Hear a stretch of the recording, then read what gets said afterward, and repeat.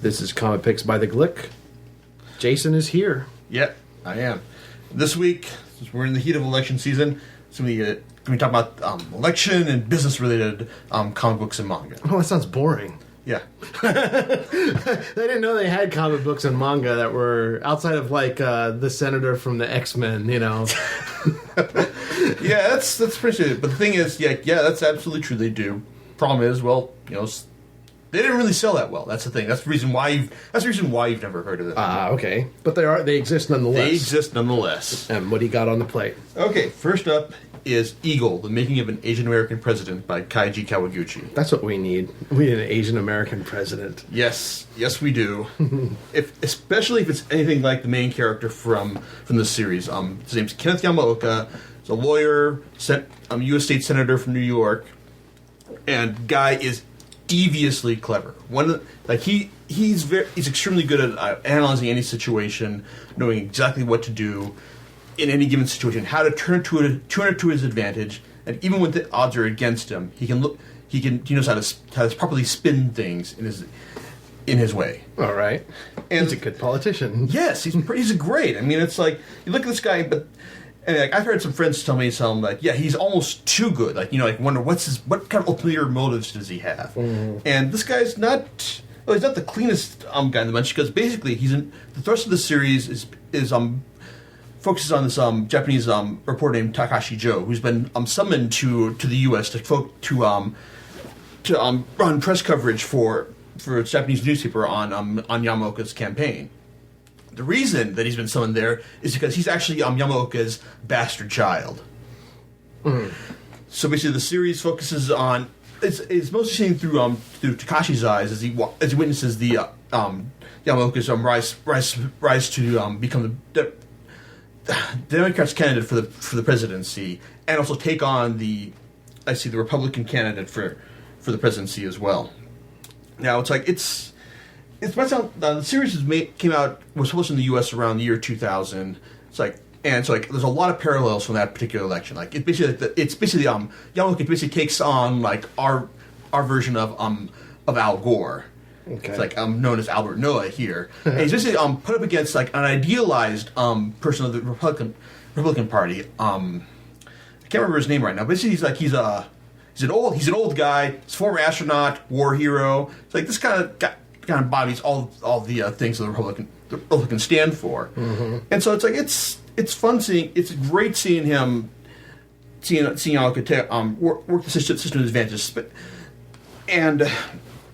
Yeah, basically, but the thing is, even though it's this is a thinly veiled account of what the 2000 elections should have been it has even more relevance to showing what this election is turning out to be. Because basically, you got on one hand a president from minority racial group taking on someone who embodies all the bits of the Republican Party. Gotcha. And you look at this and you think, if Barack actually took a few more cues from Yamaoka, if he was actually as devious as Yamaoka is, in the ways that Yamaoka will actually release scandalous information about another candidate, will go to such lengths as to petition a New York governor to New York mayor to try and win things over to his side, or even just visiting a bar frequented by a bunch of Texas ranch hands who work for a Texas power player in order to winning them over to his side slowly but surely. Mm-hmm. It's we probably wouldn't be having as hard of a time as he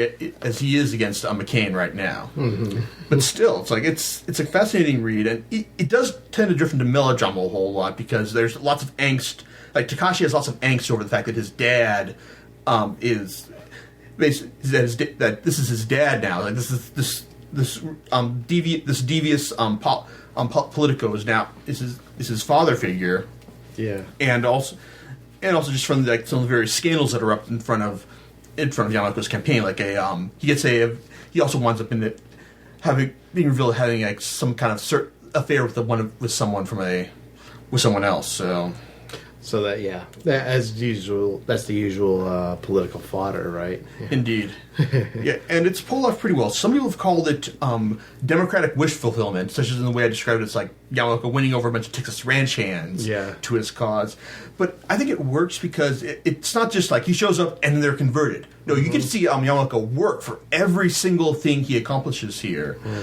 And it's just great because like you can see that Kawaguchi, even if he doesn't quite get the field of American politics exactly right, he at least put enough thought into like every situation to make it compelling and thoroughly readable. Okay. Now, I also mentioned that this series wasn't especially popular, and that's quite true in the fact that good luck trying to find this on Amazon or the right stuff, because it's not listed at all anymore. Some of the various single volumes they are, but you can find the series was published in five total volumes and like 16 mini volumes, as well as an experimental publishing strategy by Viz at the time. But really, it's like if you can find it, like all 5 volumes, very worth tracking down. And like I said, in light of its current political climate, it remains just as relevant now as it was back when it was originally published. Okay, well I'm looking at the volume you're holding right here, and I know everyone just listens along here, so it looks like it's a flipped manga, or is this manga at all? This is unflipped. Okay. Yeah, it's like this is this is flipped. My bad. I'm sorry. Like this is like I said, this was published back in the let's see. Let me dig out the date right here. First printing August 2000. Okay. There you go. So you get an idea of when it was originally published. Gotcha. Yeah, so like this is back when everything was still being flipped, and don't worry about like any problems with it being flipped. Like you'll hardly even notice. Viz did a great job on the localization, and as it is localized, as the English script is written by the great Carl Gustav Horn, it is not only immensely readable but quite witty as well. All right, cool. Yeah. Now, next up, well, there's been a lot talked about business and the economy in this selection, and I thought it'd be a good time to bring up talk about some certain superheroes who've also tried to make running the economy their business and making a better world through it as well. Now, the reason you haven't heard of these people is because this is called Wildcats version 3.0. Some of you might have heard of the Wildcats before as a superhero series created by Jim Lee as part of his initial Image project back when the company was first founded. Now, it's like at the time they're basically like a generic superhero group. Like a bunch of superheroes like the evil Damonites and who are trying to take over the world, and like there's all sorts of superheroes just hitting each other. It's like stuff like that. It got better once Alan Moore took over midway through the series, but really the series hasn't really done anything to distinguish itself from generic superhero action until Joe Casey took over partway through the second volume. Now I'm not going to go into detail about his contributions in the second volume because they make a good podcast in themselves, and they're not relevant to 3.0 in the sense that everything he did in the second volume is deck clearing to get to this point. Now, basically, Wildcats version 3.0, I make the argument they're probably the greatest superhero team to ever have lived. If for no other reason that the Justice League, the Avengers, the X-Men, they save the world on a regular basis. But what have this version of the Wildcats done? They've given us the battery that lives forever. Like, it'll never run out. Okay. And they've also given us the car that doesn't need gasoline, that will run on a battery forever. All right. Now tell me, does that not sound like a greatest superhero? Is that what you want from your superheroes, to make the world a better place through commerce? Yeah, sure. Why not? I mean, hey, I spend so much on gas right now, so that sounds like a great idea. Yeah, exactly. I mean, that's the thing, because basically the thrust of the series focuses on Jack Marlowe, formerly known as the android Spartan, who inherited the Halo Corporation from his buddy, from his father figure. What was his name?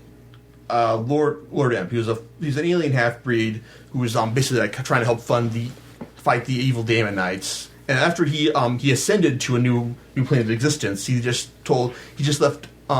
Jack he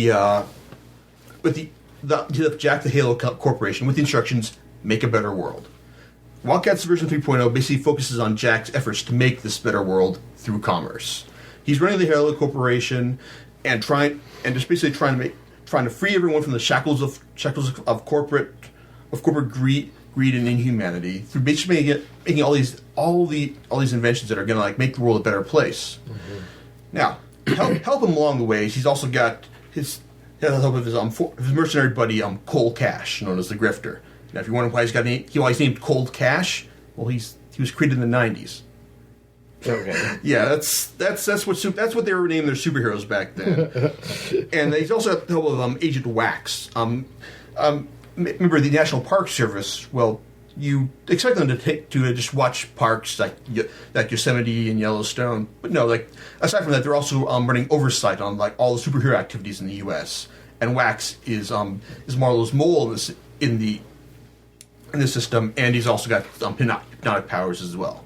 And so, like with these guys, mainly it's through Jack's efforts. So they're trying to change the world, and it's really fascinating. A lot of stuff that Casey brings up in this series, just basically through that way they're trying to like establish the Halo brand through brand building. You know, it's like you might hear the name, but just like a lot of concepts he brings up, just like how like you'll hear about like how generic stuff is better or the same in cereal foods or cold medicines, but no, you're not going to go to the generic stuff. You're going to go through the brands you trust, the names, and that's why the first one is called brand building, because that's what we're trying to do. They're trying to the Halo brand is a brand you can trust, and also just the fact that Casey brings up the point that like a lot of the corporations these days, I mean, it's like they've got even more rights than we do. Mm-hmm. It's like everything like they've been like biding their times, like accumulating legal victories that basically afford them the same rights as human people, as us. Right. Mm-hmm. And like they've been exploiting this thing ever since the Civil War. Mm. But it's like I said, it's a lot of serious thrusters on like business and corporate espionage stuff, but it's also got lots of action as well. Mm-hmm. Mostly thanks to grifters through exports and like shooting up the competition, or just like all the people who are getting in their way. Mm. Yeah, but it's also interesting in the series. That it's that the good guys also have like pretty free reign in these first two volumes, brand building and full disclosure. There's some threatening parts, but like most of the time the good guys they got all the bases covered. They got the plans, and they're really really willing to execute them. But it's not just all like action and politics and stuff. It also focuses a great deal on like all the character struggles in this series as well. So you also get like at one point Grifter gets his legs shot to hell. So now he's this action hero now forced to go move around in a wheelchair and go do a physical rehab. And you also got like Cici Randazzo, an information broker who's like she's got all the information like in the world she could want, but she can't use to get her hands on the one thing she wants most: her son, who's been kidnapped by her former FBI boyfriend. Mm. And also one of the series' most interesting characters, Edwin Dolby, African American accountant whose firm was bought out by Jack, and he basically at one point just starts offering like, well, hey, here's what you need to do in order to make the Halo brand more trusted. Here's what you need to look at, and by doing so, gets himself involved in a world much much bigger than he's accustomed to, because he, aside from like good business advice, he also has a natural talent for violence as well. Some that Grifter chooses to exploit at a certain point to some very very bad consequences. Mm-hmm. Now, I've talked about like all the cerebral stuff in the series, but there's also like lots of great action sequences as well, and even all the talking head stuff is handled very well by artist Dustin Nguyen. And like I said, it's good. I think it's really entertaining stuff. And I wish people had given this more chance because, well, as I implied earlier, it's like I said, these two volumes, brand building and full disclosure, those are the only two trade paperbacks you'll find in the series. Wow. The series only ran 24 issues before it was canceled, and what's sad is that most of the subsequent relaunches of Wildcats sold either A, slightly better, or B, much worse than this was at the very end. Wow. Yeah. If I got any regrets, if I got any real anger about the comics industry, it's that this series like really wasn't able to come to its full conclusion in the story it was trying to tell. Mm. It's tragedy, but hey, that's life. Mm-hmm. And however, you can still find the first two volumes relatively cheaply through Amazon, and those are highly recommended. The 12 issues that come after that, I have yet to read, but after rereading these two volumes prior to this podcast, I made the decision I have to track him down now. Yeah. Yeah. So really, it's like when your superheroes go corporate, like this is Wildcats version 3.0. It's all you could ask for. Yeah. Yeah. So, and on that note, it's like all I have to say is like good luck finding either of these series because they are well worth your time. Mm-hmm. So until next time, well, that's it. All right. We'll see you next time on Comic Picks by the Click. Yeah.